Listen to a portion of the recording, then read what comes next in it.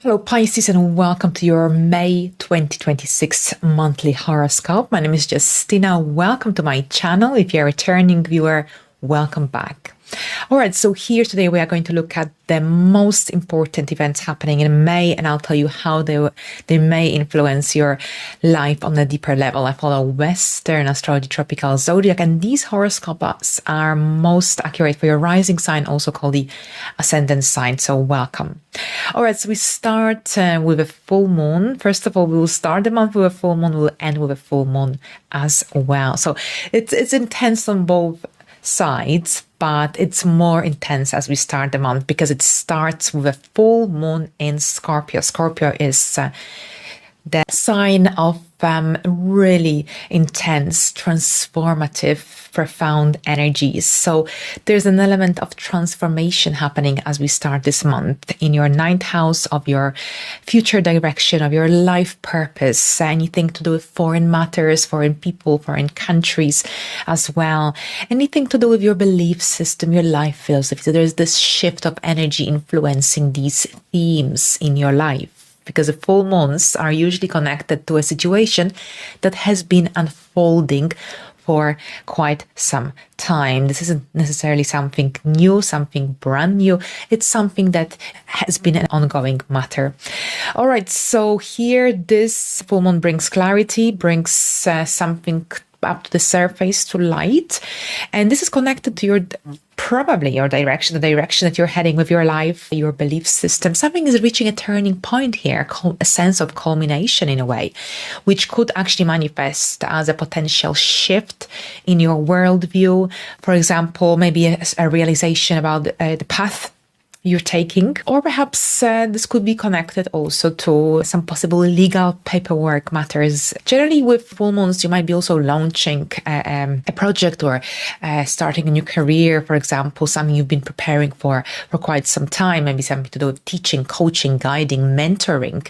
Astrology even is connected to the ninth house as well, or perhaps something to do with travel, legal matters, and higher education. That's also here highlighted. Now, here bear in mind the ruler of this full moon is Pluto, and the modern ruler, the traditional, is Mars. And here Pluto is in Aquarius, in your 12th house at this point, moving very, very slowly because it's about to also turn retrograde. So it's a wide orb, but here there's this connection between the Scorpio full moon and the Pluto, which is the modern ruler of this full moon.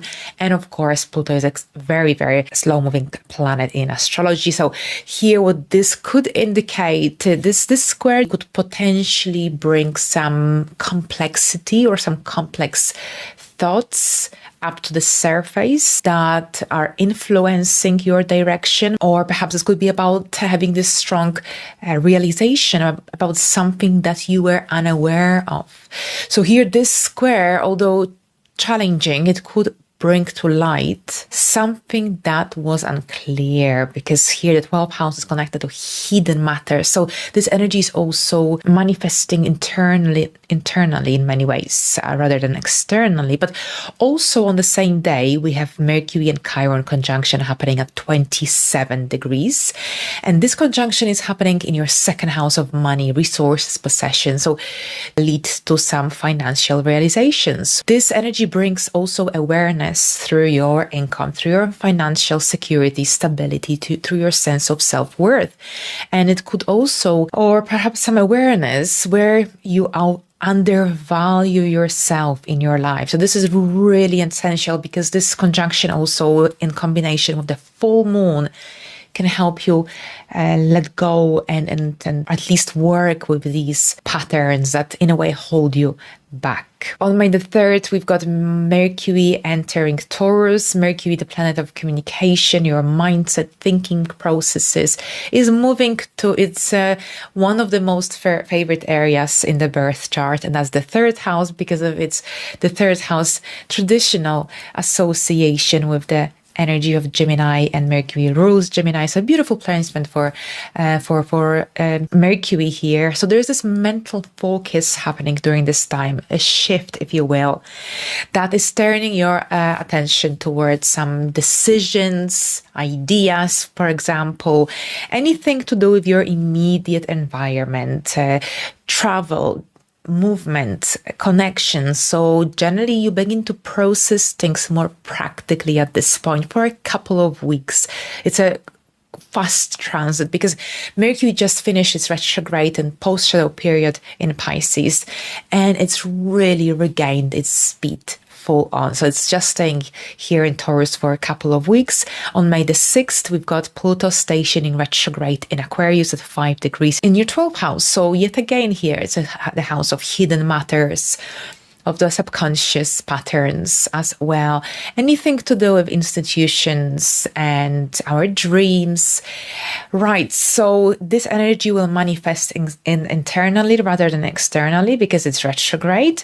So this is generally when you will be reassessing, and it will be a slow process over a few months until October 2026.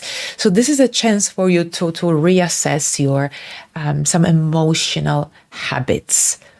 See what serves you, see what blocks your efforts, what holds you back. You can really make massive progress here.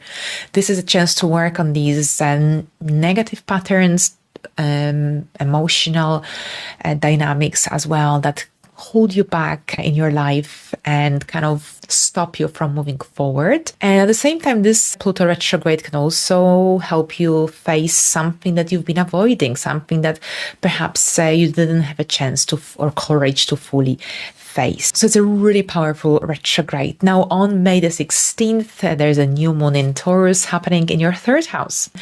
So you've got the Mercury and the new moon here. So this is happening at 25 degrees of Taurus. So it's a late degree of a new moon, which often also kind of makes us slightly more impatient, even though Taurus energy doesn't like to be rushed at all. It's about grounded stability, consistency, determination. But there's this kind of energy that might actually make you more eager to take action because of the late degree of this new moon. But at the same time, this energy overall here with Taurus, and now Uranus have fully left this area of your life. It's in your 4th house now. So you might be going through some shifts when it comes to your mindset, communication style. And overall, this could be a time when you might be moving into a new direction. With the 3rd house, of course, it's also about decisions, learning opportunities as well, writing.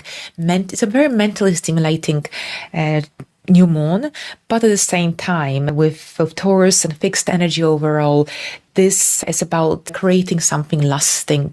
So whether that's engaging in a new learning activity, adventure, maybe you're building a website, you're thinking about some big steps, milestones you want to take moving forward, maybe a new business, maybe you're planning a trip as well. Here, cycling is also definitely something that could be on your mind during this time, or a new project with your siblings, or there could be some also new things happening in your immediate environment. It's a good time for socializing with people from your surroundings as well. Now here on the 18th, we've got Mars entering this area of your life. Mars enters Taurus. So Mars represents a very fast-moving energy, impulsive, while Taurus is a much slower energy. Taurus likes to take its time, but at the same time, it's the kind of energy that enjoys stability, continuity, and it gives you a lot of determination as well. So with Mars can create that momentum, and this generally can also bring more confidence into your communication style, more assertion. And this energy can also make you more of a direct communicator and speaker, more confident as well, of course, depending on your circumstances as well. But this is also a time of decisions. So if you've been hesitating or delaying making a decision, Mars will push you to finally make up your mind. Watch out for any situations, for any clashes, because sometimes with Mars in the 3rd house, we become maybe too confident, especially with someone disagrees with our point of view. So watch out for any conflicts, or sometimes the debates can get too heated during Mars transit in third house. Watch your speed when driving as well. You might be driving faster than you realize unintentionally. Watch when working with objects as well, sharp objects. Generally, Gemini energy, which is traditionally associated with the third house, it could be that you might be working a lot with your hands in the garden, for example, or on some specific project. Watch your hands, watch your fingers, so that you don't get any cuts or injuries here. Taurus energy is connected to generally objects close to the ground. So maybe I've actually mentioned this to one of the previous signs, that in the fourth house, it could manifest as building a shed, but same in the third house. In the third house, you might be also working on a project and building a garden shed, for example, as well, working with your hands overall. So, right, so that's Mars here. Mars, so definitely the communication style changes, and there is more eagerness, more confidence, but also this is a kind of transit that moves things forward. All right, so May the 19th, that's Venus entering Cancer. So Venus is a kind of energy that brings a lot of stability into the area of life where it is present.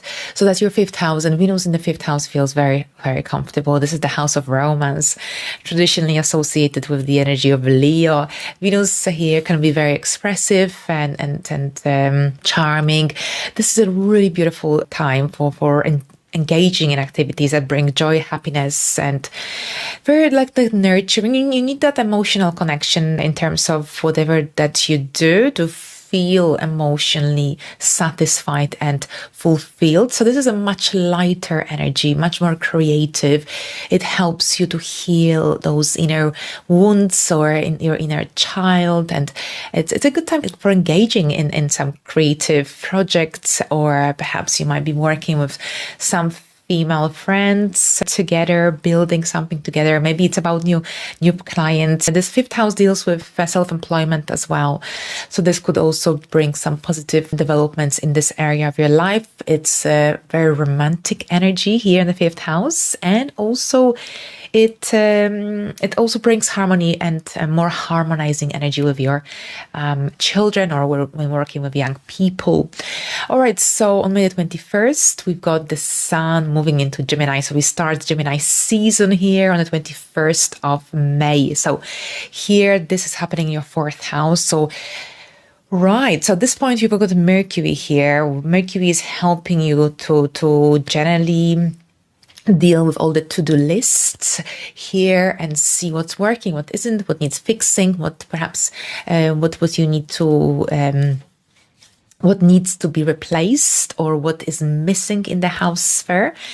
And with the Sun transiting this area of your life throughout Gemini season, this is a really great time for home-related improvements, for family gatherings, for generally also even staying at home. You might be craving to just work from home or stay at home and be at home.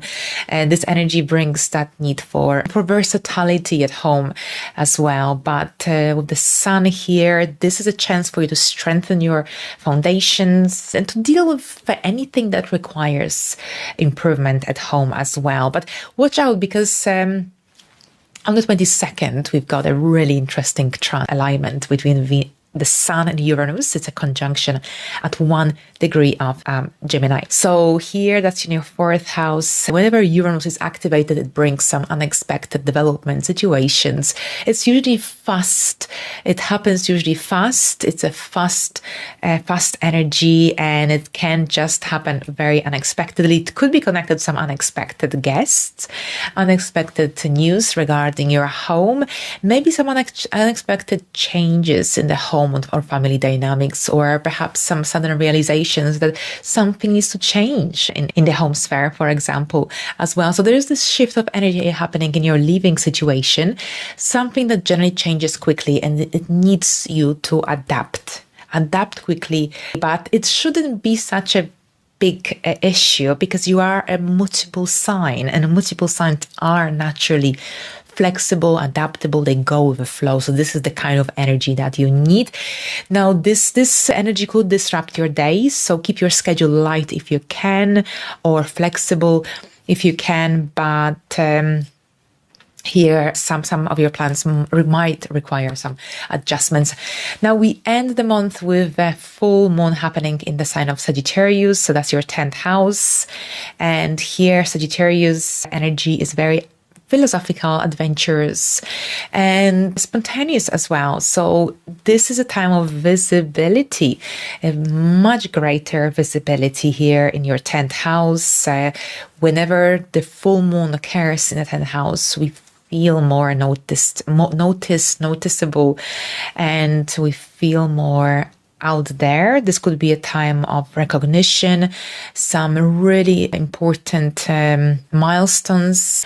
And generally, for some, this could be a situation connected to a situation reaching a major turning point in your public life, in your career life, in your outside world. Maybe a culmination of some important milestones, projects, ideas, goals. Whatever the scenario, the moon is fully visible in the sky. So there is heightened awareness as well. And this is a time to realize also what is working, what isn't, in terms of your career objectives, of your outside world, public life, what is sustainable, what isn't. Are you heading in the right direction, or perhaps does something need to change? So here we will explore this full moon further and deeper, closer to the day. In the meantime, have a wonderful month ahead. Thank you so much, Pisces, and all the best.